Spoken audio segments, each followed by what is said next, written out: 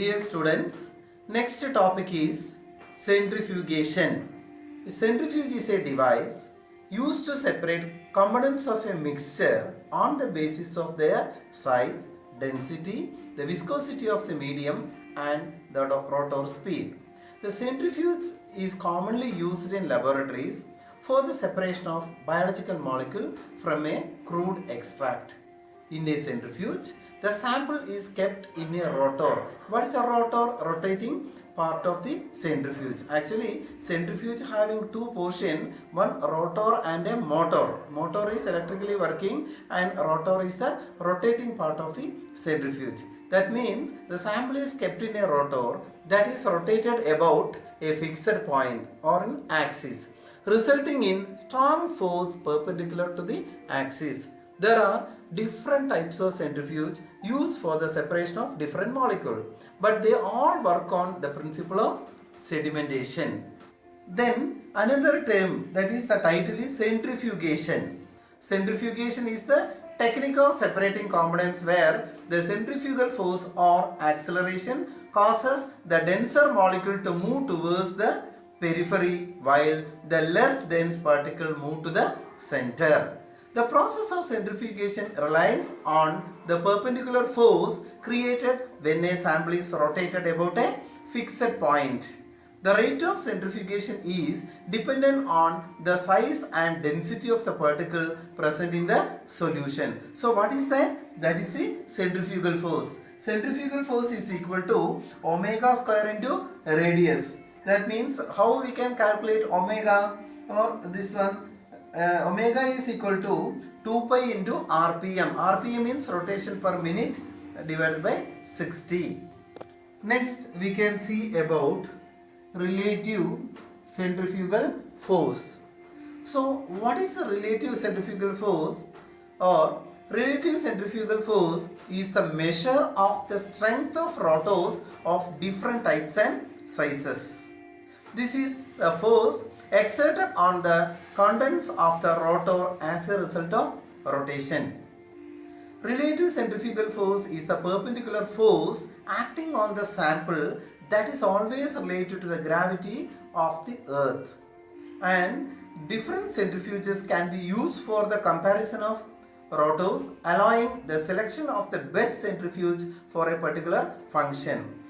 Next we can see what is the formula to calculate relative centrifugal force. Relative centrifugal force can be calculated as RCF in gram force is equal to 1.118 into 10 inverse 5 into R into RPM square, where R is the radius of the rotor in centimeters and RPM is the speed of the rotor in rotation per minute.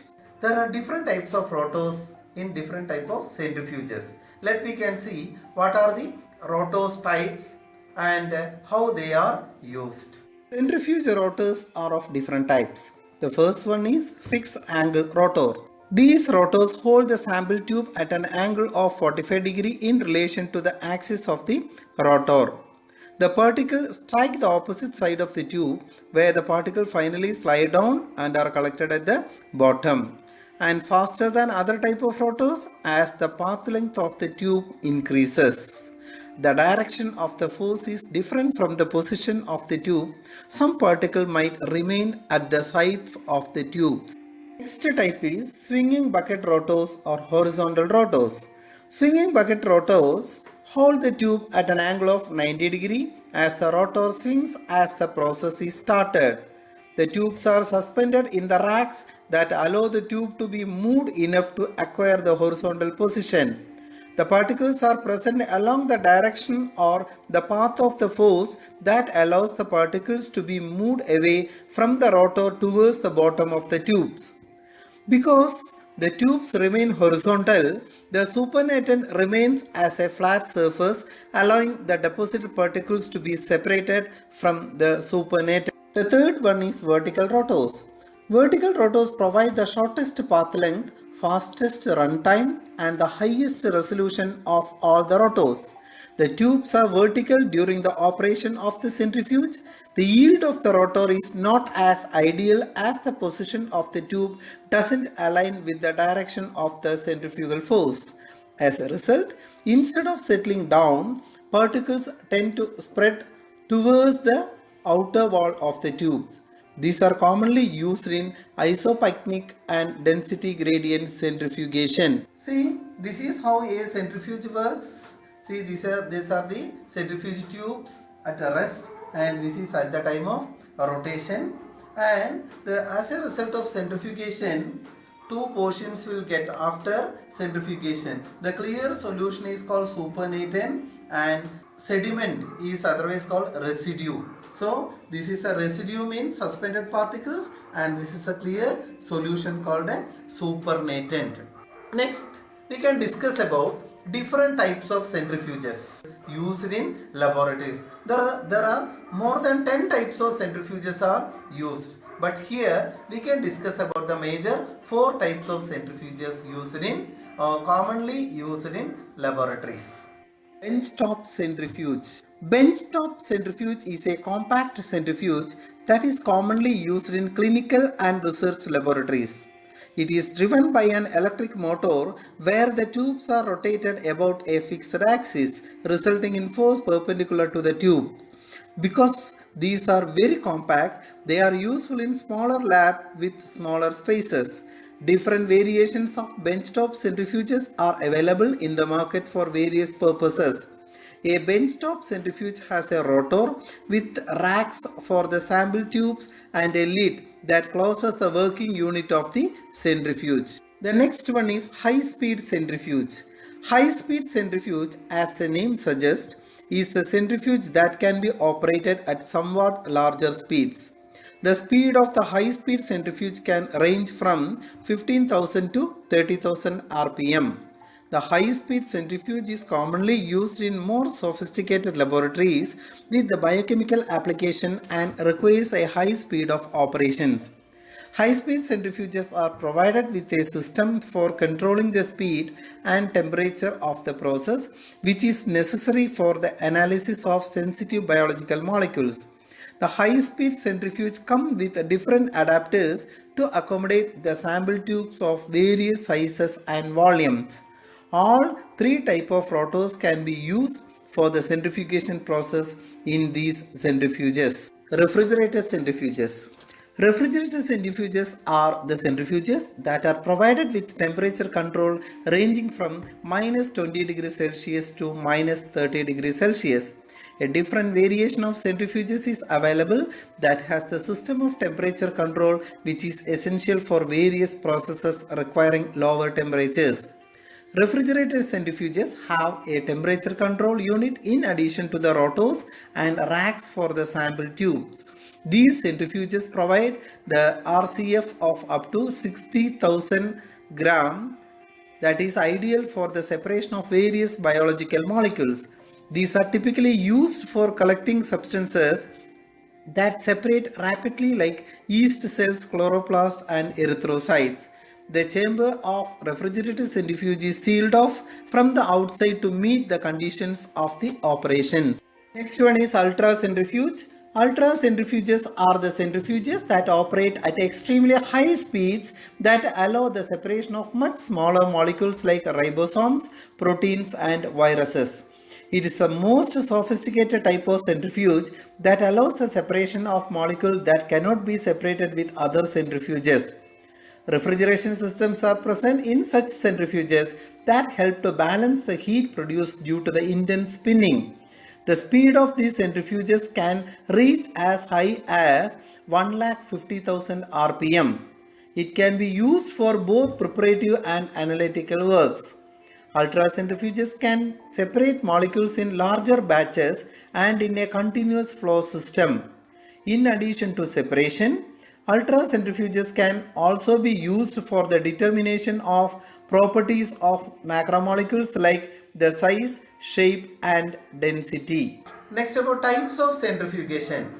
There are various types of centrifugation. Among these, we can discuss about 3 types of centrifugation: analytical centrifugation, Next is density gradient centrifugation, and the third one is differential centrifugation.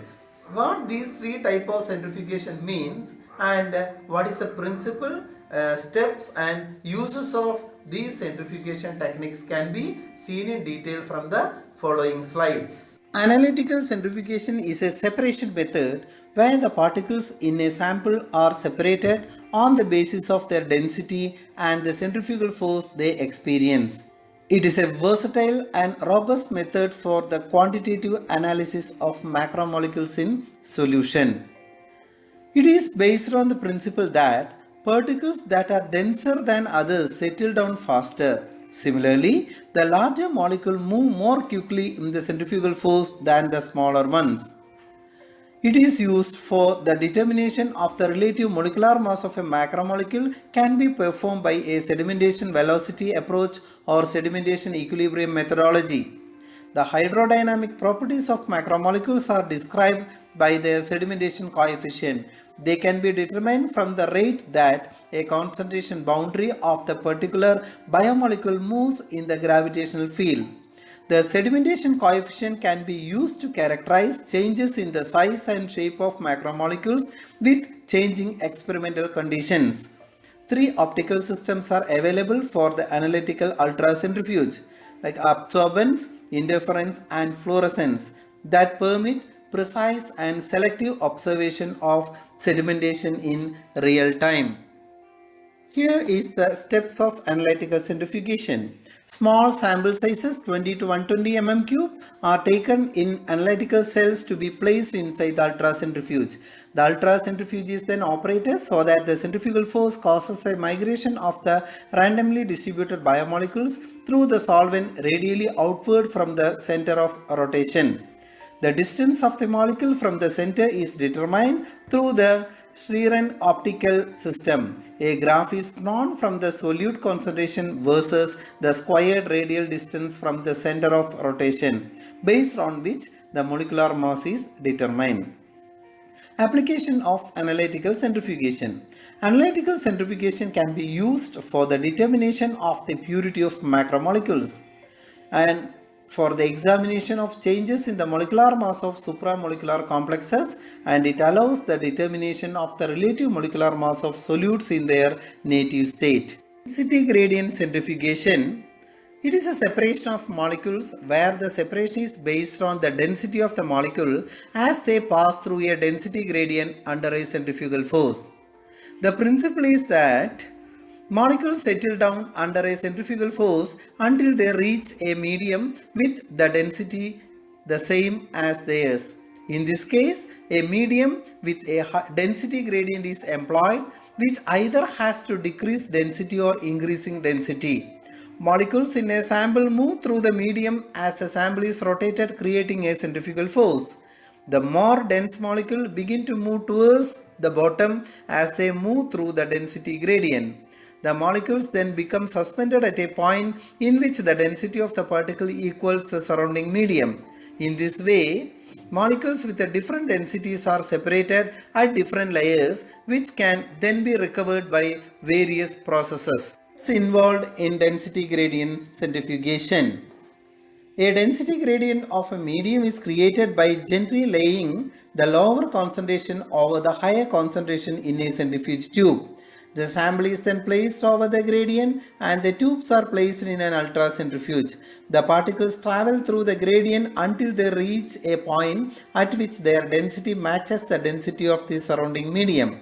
The fractions are removed and separated, obtaining the particle as isolated units.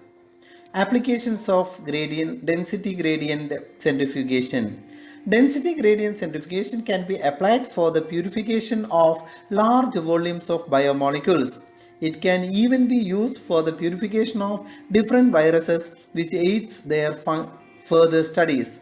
This technique can be used both as a separation technique and the technique for the determination of densities of various particles. Differential centrifugation. Differential centrifugation is a type of centrifugation process in which components are separately settled down a centrifuge tube by applying a series of increasing centrifugal force. Principle. Differential centrifugation is based upon the differences in the sedimentation rate of biological particles of different size and density.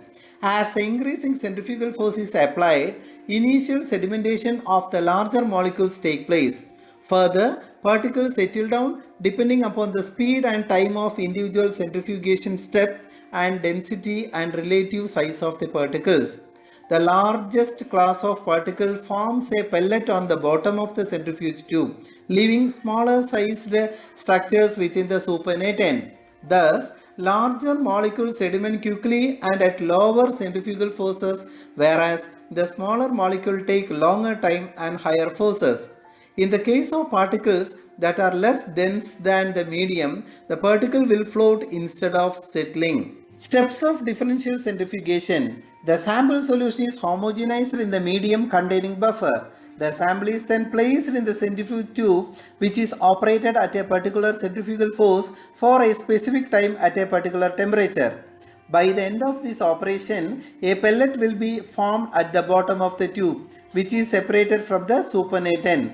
The supernatant is added to a new centrifuge tube where it is centrifuged at another speed for a particular time and particular temperature. Again, the supernatant is separated from the pellets formed. These steps are continued until all particles are separated from each other. The particles can then be identified by testing for indicators that are unique to the specific particles. Applications. Differential centrifugation is commonly used for the separation of cell organelles and membranes found in the cell. It can also be used for low resolution separation of the nucleus. As this technique separates particles based on their sizes, this can be used for the purification of extracts containing larger sized impurities. Dear students, from the above explanation, I hope you could understand what is a centrifuge and what is a centrifugation technique. See you in next class with another topic. Thank you.